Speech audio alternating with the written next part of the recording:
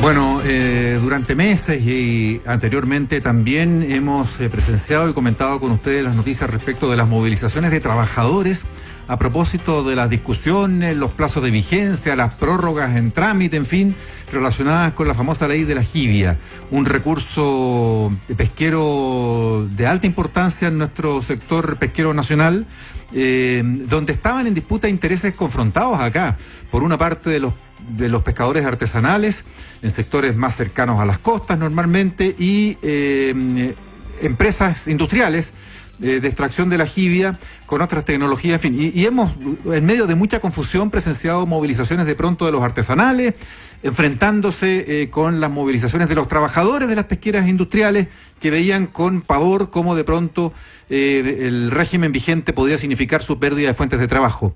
Pues bien, ha habido decisiones ahí parlamentarias en el último tiempo y se han traducido en las últimas semanas en noticias bien desoladoras respecto del cierre de plantas justamente faenadoras de jibia. A comienzos de mes nos enterábamos del término de las operaciones de Pacific Blue en la región del Biobío, lo que significó el despido de 367 trabajadores en la región del Biobío, fundamentalmente en Talcahuano y Hualpén, zona ahí de esfera de influencias y de operación, y esta misma semana nos enteramos del cierre también de operaciones de la empresa Landes, quedando 232 trabajadores también sin sus fuentes de trabajo por este término definitivo de la planta que faenaba hasta hace nada jibia. Estamos con el gerente general justamente de esta pesquera, Landes, Andrés Fosk, aquí en el estudio. Le damos la bienvenida para conocer más de esta realidad y qué puede esperarse para el futuro. Señor Fosk, bienvenido. Hola, buenos días. Bueno, quisiéramos partir preguntándole cómo una ley puede llevar finalmente a una situación de despido masivo y de cierre de una faena, ¿no? Mira, yo creo que ustedes hacían una introducción que es bastante clara sobre la situación que estábamos viviendo, pero yo creo que hay un tema que nosotros tratamos de exponer en el Parlamento cada vez que fuimos sobre nuestra visión como industriales, que es muy distinta a la que plantea el mundo artesanal, y es que la industria cree que ambos mundos deben coexistir, por una razón muy sencilla. Los artesanales son capaces de salir y capturar jibia en promedio entre 3 y 5 días al mes. Este año han pescado nada, casi cero. La industria es capaz de salir cuando las condiciones de clima son distintas porque tenemos tecnologías diferentes para capturar. Claro. Y ambos pescando juntos podemos hacer un desarrollo y desarrollar los mercados y desarrollar una industria como se puede hacer. De otra manera, cuando está uno solo, el otro no puede existir. Pero perdón, si los artesanales este año no han pescado nada, ¿qué han pescado ustedes? Nosotros sí pudimos capturar toda la cuota industrial. ¿Qué es alrededor? Que son 40.000 toneladas. Ya. Y la cuota de 160.000 toneladas de los artesanales no se ha capturado porque no ha estado disponible en las zonas donde ellos pueden capturar o porque el clima no les ha permitido salir a pescar. Acuérdate que ellos pescan en condiciones mucho más precarias, en embarcaciones artesanales que son más pequeñas y mucho más cerca de la costa. Como no había jibia en esa zona, ellos no pudieron capturar. Esto es básicamente como que si tú tuvieras una panadería y te entregan harinas para 5 días del mes. Es impensable que la vas a poder tener abierta. Nosotros siempre hemos sostenido que ambos sectores deben coexistir. Nosotros nunca hemos querido estar sin ellos, al revés. Hemos invertido en ellos, hemos construido embarcaciones para ellos, pero ellos sencillamente querían quedarse solos en esto y nunca el Parlamento quiso entender que ellos solos, pescando 3 a 5 días, es algo completamente inviable. ¿Cómo es que se produce un desenlace tan fatal para los trabajadores de manera tan inmediata?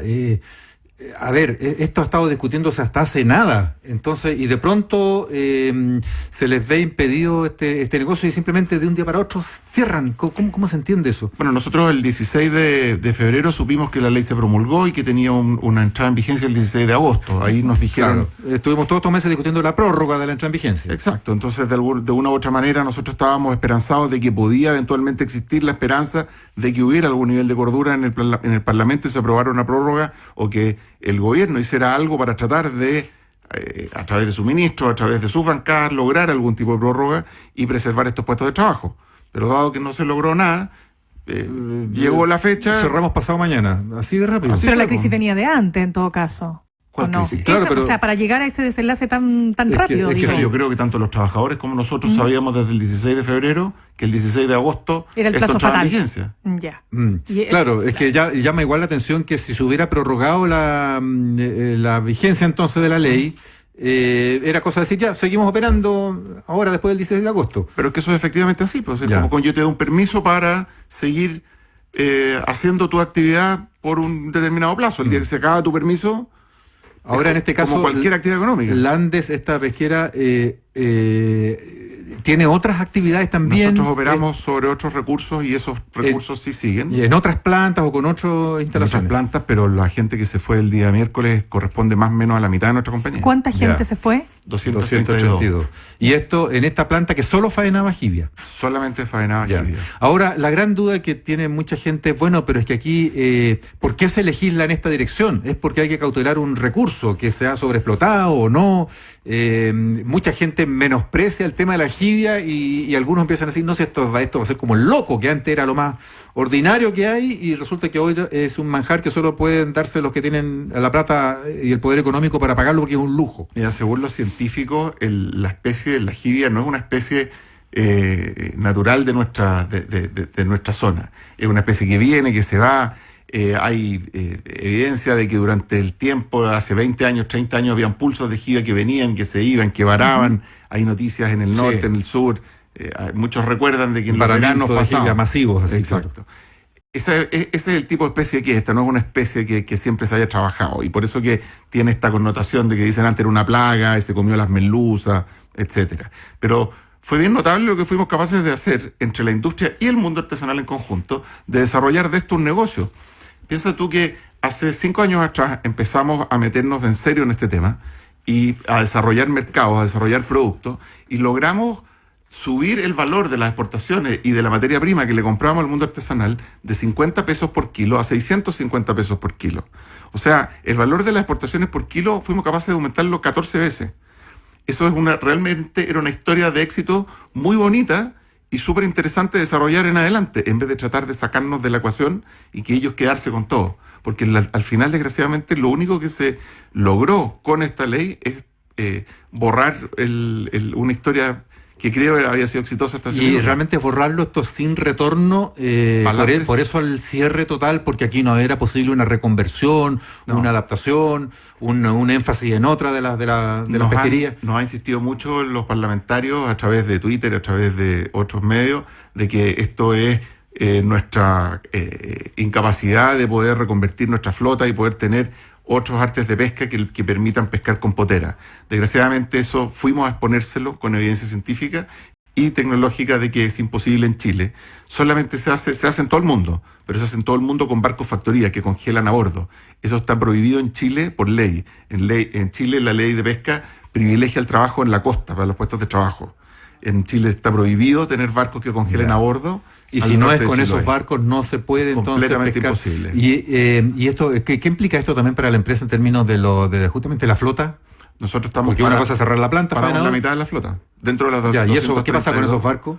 Van a ser parados, lo que pasa, y sacados fuera de tierra en un lugar especialmente habilitado para esto que está en Valdivia. De los 232 trabajadores que cesaron en sus puestos, ¿son solamente de la planta o también No, no. tripulaciones de los barcos? Tripulaciones, Todo, ahí gente de están todos. mantención flota, gente Sí. administrativa. Este es un efecto, piensa tú que es el 30% de nuestra actividad, esto es transversal en la compañía, no es un tema de... Claro, estamos conversando a esta hora con Andrés Foss, que es gerente general de la pesquera Landes, que ha cerrado, ¿no es cierto?, su planta de jibia en Talcahuano, con la desvinculación, ya lo hemos dicho, de 232 personas.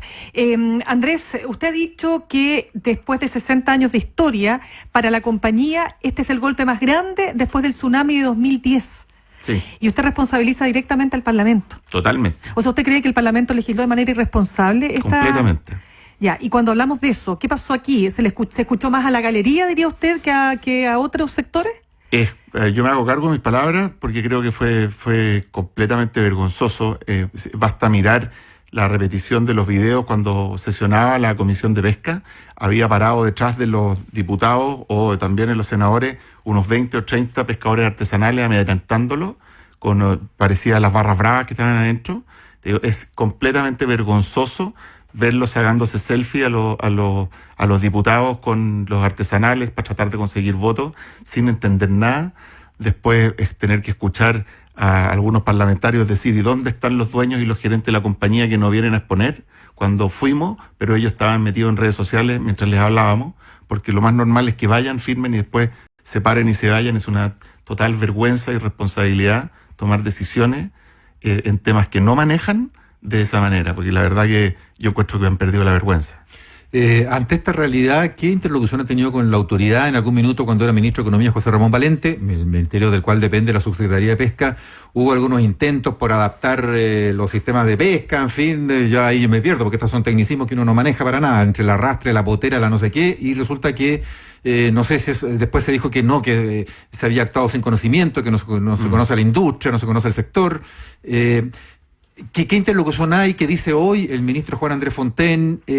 ¿Hay posibilidades de relegislar? ¿Está pendiente también una modificación a la ley de pesca que por otras causas está en cuestión en Chile? Bueno, la ley corta de pesca, la ley larga. Entonces, hay un contexto de incertidumbre en el sector que no se ha terminado de dilucidar ni de... Bueno, en esta incertidumbre llevamos como 20 años. La verdad que nunca se ha terminado de normar y empiezan después los casos de que un caso de corrupción en el norte, ¿no es cierto?, termina... Tema Corpesca. Exacto, y terminan metiendo a todo el mundo en el mismo saco de que todos estamos metidos. Entonces la ley... Y las 7 familias. Son todos puros slogans absurdos que no tienen ningún asidero, en mi opinión. Durante la legislación de la ley de la jibia, desgraciadamente el ministro Valente, ex ministro Valente, no nos dio mucha pelota. Estuvimos bastante solos. El subsecretario que había también en ese momento nos dejó solo, nos prometieron el vetos aditivos, un montón de cosas y no pasó absolutamente ninguna. Estamos muy esperanzados de que el ministro Fontaine cambie eso y que nos ayuden y que entiendan la cantidad de empleo y lo importante que es esta industria, que es una industria bien notable en términos de riqueza que damos a la región, del empleo que damos y los impuestos que pagamos. Y que no sea todo puro slogan, porque esto ya... La jibia no que ustedes explotaban se iba normalmente, o sea, quiero para entender un poco, ¿no? ¿Era exportada? Esto casi completamente. ¿A dónde?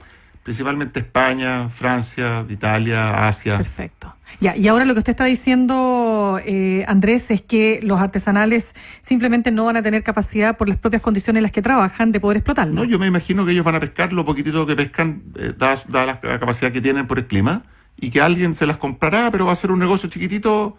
No sé quién se los comprará, algún oportunista. Van a haber plantas que van a abrir y van a quebrar porque van a trabajar 3-4 días en el mes. Van a perder plata porque no hay gente seria ni capitales serios detrás. ¿Por qué usted dice que trabajan 3-4 días al mes los porque artesanales? No hay materia prima para más, pues, si no pueden salir. El clima clima es malo, el viento... Y porque las condiciones en las que trabajan, obviamente, exacto. Artesanal, obvio. Ahora, ¿qué pasa con el recurso entonces si no es explotado?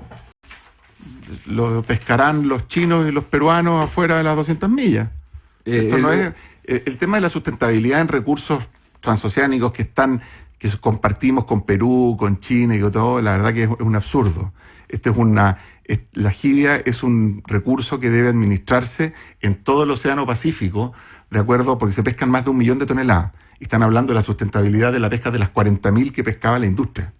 O sea, no tiene ninguna implicancia real en nada. O sea, el daño es muy marginal si es que lo hubiera. Si es que lo hubiera, no tiene, la industria no incide en el recurso. No, se pescan más de 1 millón de toneladas en el mundo. Entre lo que pesca China, lo que pesca Taiwán. ¿Y jibia hay en todos lados? No, ahí en el Pacífico, pero la pescan las flotas internacionales afuera de nuestras costas. Ya. Ahora, ¿qué implica también ecológicamente el que se deje de explotar ese recurso? Va a seguir siendo explotado fuera de los 200, pero que eso también ocurre hoy día, ¿no? Fuera de los 200 millas. Sí. Eso no va a cambiar. No, eso no va a cambiar. Pero van a tener Chile más no va a recursos. participar. Ya, claro. Y acá no va a haber otra consecuencia. No creo que la haya. ¿Había mito nomás o qué o algo de verdad en esto de la merluza que usted comentaba antes? Es cierto que a medida que este año, por fenómenos oceanográficos, hubo menos disponibilidad de jibia, se ha recuperado el tamaño de la merluza. Entonces yo no creo que sea mito.